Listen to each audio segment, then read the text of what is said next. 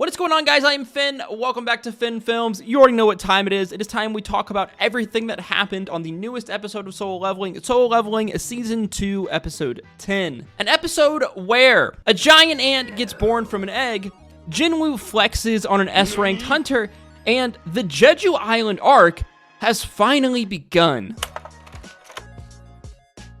So, last time on Solo Leveling, Jin-woo finally claimed the last piece he needed in order to craft the Elixir of Life. He did so, finally successfully awakening his mother from the eternal sleep disease. After 4 long years, his mother has finally awakened, being the first known person to awake from such disease.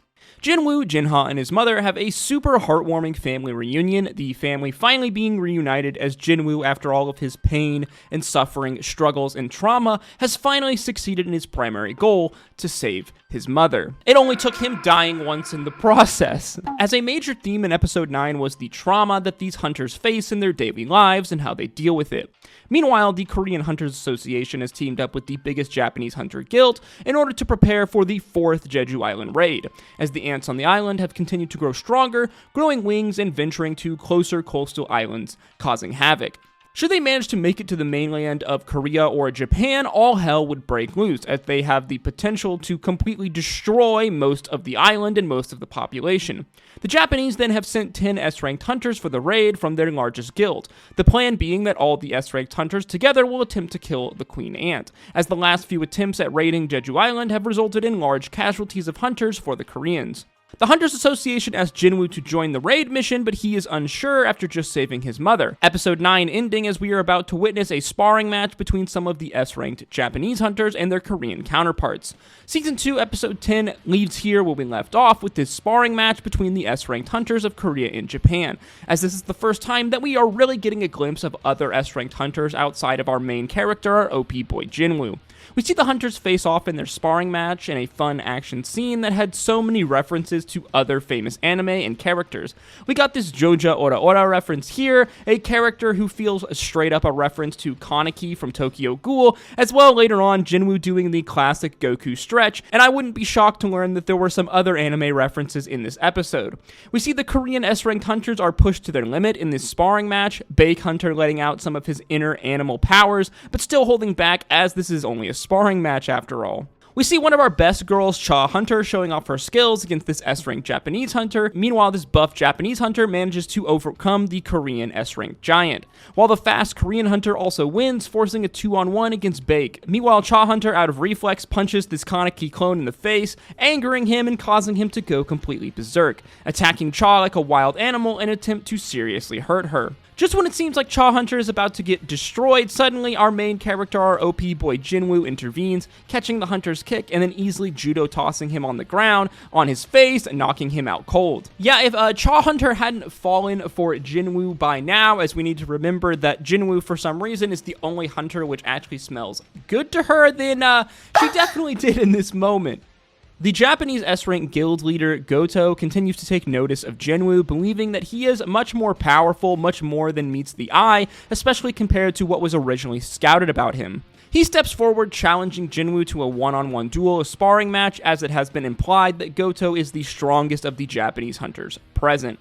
Jin-woo, being the cocky little bastard he is, accepts this challenge, wanting to compare his strength to Goto. Jin-woo accepting as long as Goto promises not to hold anything back. As to Goto's shock, Jin-woo is easily able to avoid and evade his attacks, almost toying with him in the process. Jin-woo continues to toy with this S-ranked hunter, grabbing Goto's hand as he attacks him, leaving him completely shook. Goto obviously doesn't take kindly to this young upstart not taking him seriously, so he starts to go all out. Things then quickly begin to escalate in this friendly sparring match as they both size each other up, their magical auras flaring as they are about to go at each other when they are suddenly stopped by both sets of hunters.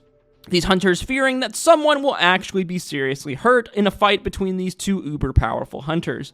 Jin-woo, though, has gotten what he came for. He has sized up all of the S-ranked hunters present, both Japanese and Korean, and has determined that they are more than powerful enough, at least in his mind, to handle the Jeju Island raid. As to the disappointment of all of the hunters, Jin-woo decides not to partake in the raid, not wanting to leave his family, as again, we have to remember his mother has only recently reawakened from the sickness just a few days prior. And can you really blame Jin-woo here for not wanting to participate? It's not like our boy is the most patriotic, and and he seems to believe that the S-ranked hunters present have it taken care of, and he just went through all of this trouble over the last basically like 4 years to finally awaken his mother from this disease that he very much thought was going to eventually take her life. So he just wants to spend some quality time with his family, though I have a feeling that he's not going to get to do that. Meanwhile, we get a scene of the Queen Ant on Jeju Island, who seems much more sentient, like many of the other powerful monsters and magical beasts that we've encountered so far. She explains that her and her colony need to further expand. They need more food and sustenance if they are going to continue to go stronger, and she needs a child that's worthy and powerful enough to become the leader, the successor of her kingdom. As we see a massive egg hatch, releasing a large, far more humanoid blue ant from any other ant that we have seen so far. Back in Korea, we see that the teams are preparing for the raid as the public has been informed of the increased threat that these ants have on the rest of Korea. As should the ants manage to make it to the mainland, it would cause untold casualties amongst the populace. We see that hunters of all levels are enlisting to help with the raid, such as Jin-woo's hunter's friends from the opening episode, as well as Baek's S-ranked healer friend who was introduced to us in episode 9, as it seems that he has decided to face his fears and his trauma in order to help his friends and his country, which is a pretty major character shift for him. As again, a major theme in episode 9, the previous episode, was the trauma of living the hunter life, and the effect that it has on these men and women, as we saw through this hunter, through Baek Hunter, as well as through Jin-woo. The 4th Jeju Island raid then commences as all of the hunters gather on battleships, the S-ranked Korean hunters getting airlifted into the island on a helicopter, while the Japanese hunters act as a distraction on the mainland so the Koreans can take out the queen. The ants come out of their nest in full force, flying towards the helicopter, but the hunters' guildmaster Cho Jung-in deals with it with his overwhelming fire magic.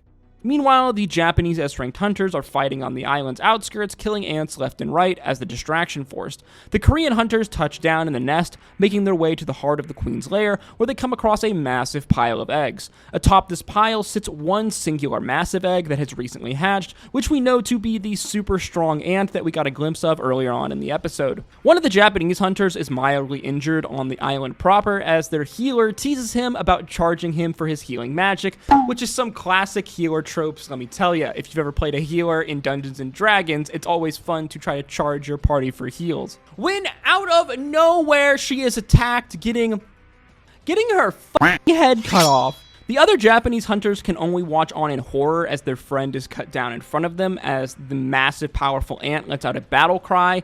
Our episode ending. Another banger episode of solo leveling in classic solo leveling fashion, as the Jeju Island Arc has finally begun. One of the most hyped arcs, one of my favorite arcs from solo leveling. We have to remember that up until this point, there had been 3 other Jeju Island raids, each of them ending in relative catastrophe, not being able to seal the gate of these S-ranked ants, and many, many casualties across the Korean hunter force. However, this time it seems like they had learned from many of the mistakes previously, only enlisting S-ranked hunters to actually enter the island proper, as even A-ranked hunters are not strong enough to deal with many of these ants, and we have to remember that the ants have only continued to grow stronger up until this point in the 4th Jeju Island raid. However, once again, it seems like our hunter friends have made a major error in their calculations, not taking into account that the ants have grown exceptionally stronger, even stronger than they could have imagined, as we see with this new powerful giga-large super ant that is seemingly causing havoc with the Japanese hunter, killing this S-rank Japanese hunter in one swipe. This would then put it on the upper echelon, the upper end as far as S-ranked goes, as to kill an S-ranked hunter in one swipe means you have to be incredibly powerful. Not to mention the fact that we haven't even seen the true powers of the queen ant, which I imagine is also on a similar power level.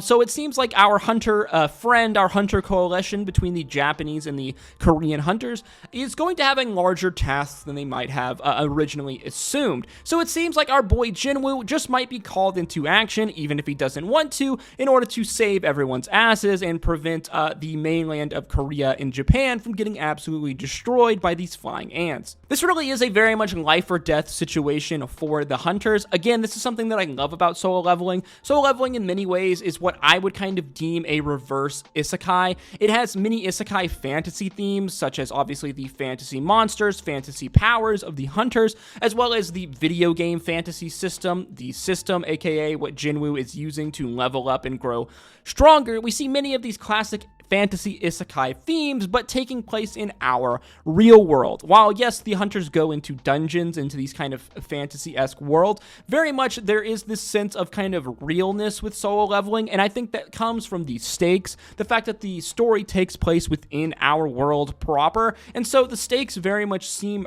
very high because it actually affects real-life people, not just a far-off fantasy world. And we see this very much take root in the Jeju Island Arc, as this arc specifically, especially compared to all of the other arcs and all of the other gates that we've seen our hunters encounter so far, is very much in our real world. It is a dungeon break. These ants exist in our real world and are causing havoc amongst many of the populace, many of the townsfolk, and the civilians, even killing multiple hunters in the process, as if you're basically not an A or S ranked hunter, you stand no chance against many of these ants. Again, this is something that I love about Solo Leveling. I love how real and high the stakes seem in Solo Leveling, even though it is very much an anime that revolves around an OP protagonist. Much of the kind of stakes and the story tension of Solo Leveling comes around the threat that these monsters face to basically everyone but Jin-woo, as at the end of the day, Jin-woo is a kind of classic OP main character protagonist, so you can almost basically always guarantee that he's going to come out on top. Of course, I say that, and then they love to hit you with the kind of the swerve and, you know, the main OP protagonist actually ending up dying or suffering a major, you know, injury after they've spent all this time building him up to be basically almost unstoppable. But I guess we're just gonna have to wait and see as far as what's going to happen with Jin-woo and the Jeju Island Arc and these crazy powerful ants. Though I can almost guarantee that Jin-woo is going to have to come to the aid of all of our hunters here on this island, as it seems like things have gotten a lot more hairy. I also really love the story themes that they're telling here, the character motivation from Jin-woo to not participate in the Jeju Island Arc, as again, it makes perfect sense why he as a character wouldn't want to participate in this. He thinks that the hunters have it perfectly handled. I mean, to be fair, I totally get why. You got like 15, 16 S-ranked hunters all together in one place.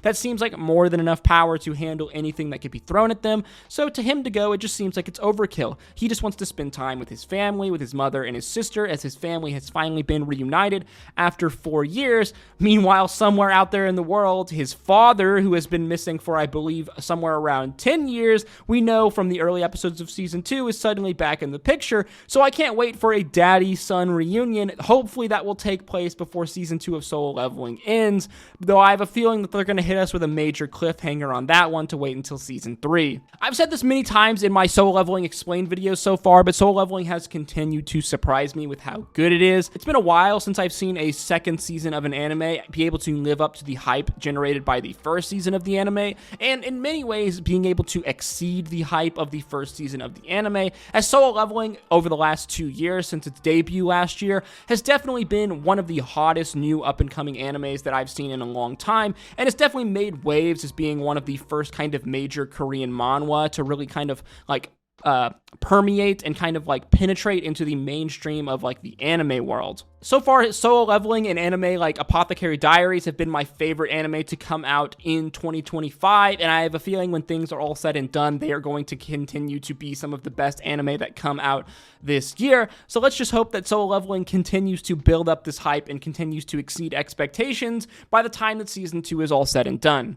As always, guys, if you did enjoy this video, learn something new, please make sure you like, comment, and subscribe, as that is the easiest way to support me, and it really does go a long way in putting this video into the algorithm. Let me know in the comment section down below, what did you think of Season 2, Episode 10 of Solo Leveling? As well, if you saw any other references, like I mentioned earlier in the video, to other anime within this episode of Solo Leveling, let me know in the comment section down below. If you did enjoy this video, then why don't you check out some of my other anime and Solo Leveling content on screen now. And as always, I hope to see you in the next video. Thank you again so much for watching. Until next time, guys, stay safe out there. Peace, love, adieu.